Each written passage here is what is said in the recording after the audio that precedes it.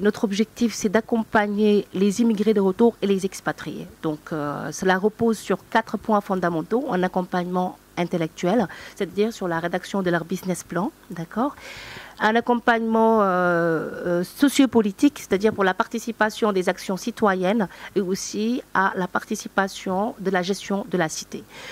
Et parallèlement, bien entendu, un accompagnement sur le volet psychosocial. Parce que ce n'est pas toujours évident quand on est de retour qu'on puisse jouir de toutes ses facultés mentales. Des fois, il y a des personnes qui, quand ils sont de retour, ils ont des problèmes psychologiques, soit suite à un choc émotionnel, soit suite à toutes les tracas qu'ils ont vécus à l'étranger. Donc, suite à tout cela, nous avons décidé de mettre en place cette plateforme, bien entendu, de passer à l'action de manière objective dans tout ce que l'on fait. Et bien entendu, le dernier volet, c'est la lutte contre l'immigration clandestine, qui représente aujourd'hui un fléau, d'accord, pour notre continent et surtout au Sénégal. Donc, depuis le lancement de cette plateforme, nous avons eu à participer à plusieurs actions sur le plan national. Au mois de décembre, bien entendu, le 18 décembre, la Journée internationale de la migration.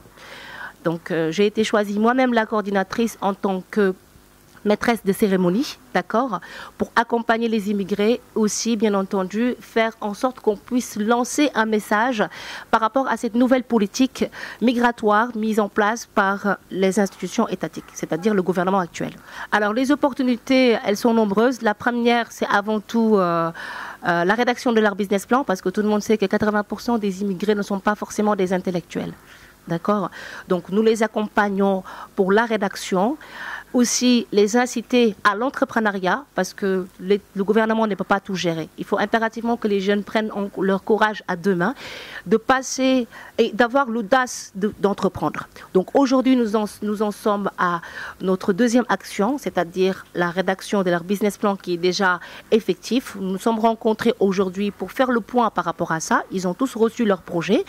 Cette rencontre est due juste pour faire le point par rapport aux informations juridiques, pour voir s'il n'y a pas eu d'erreur et lapsus, même si tout simplement le sens du détail a été pris par le rédacteur que je remercie parallèlement, d'accord, Monsieur Mbodj.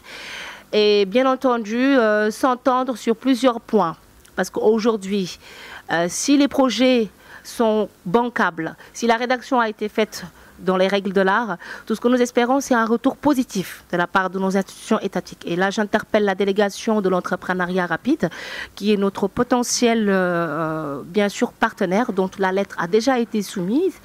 Et bien entendu, nous allons fixer une date dans ces prochaines heures, Inch'Allah, pour pouvoir déposer les projets. Jusque-là, bien sûr, nous avons jugé nécessaire de mettre l'accent sur juste une vingtaine de projets. Pourquoi? Parce que nous voulons d'abord avoir un retour positif. Ça ne sert à rien d'avoir une cinquantaine ou bien une centaine de projets et d'attendre plus d'une année ou bien 6 mois pour avoir un retour positif. Nous voulons plutôt avoir un retour concret, d'accord, avec bien sûr un nombre assez restreint, parce que c'est bien sûr le retour positif qui nous importe le plus. Voilà, donc jusque-là, ce sera juste une quinzaine de projets, et c'est une première, parce que son Excellence M. Macky Sall nous a donné la chance, bien entendu, de profiter de la délégation de l'entrepreneuriat rapide, nous, les éléments de la diaspora. Et je remercie parallèlement le directeur technique, bien entendu, qui n'a ménagé aucun effort pour nous accompagner depuis le lancement de cette plateforme sur toutes les actions que nous menons de manière objective. Alors, avant tout, je voudrais remercier infiniment Madame l'administratrice de FES, Madame Natassam Mbake, d'accord, pour son soutien constant.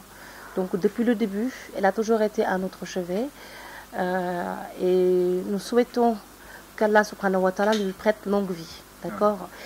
Et aussi souhaiter une excellente prise de fonction à M. Moïssar, qui sera dorénavant notre futur ambassadeur et secrétaire d'État de la diaspora, et l'exhorter à accueillir le plus rapidement possible les acteurs de la défense de la migration. Donc nous sommes nombreux. Et tout ce que nous voulons aujourd'hui, c'est apporter notre pierre à l'édifice pour la construction économique et le développement de notre pays.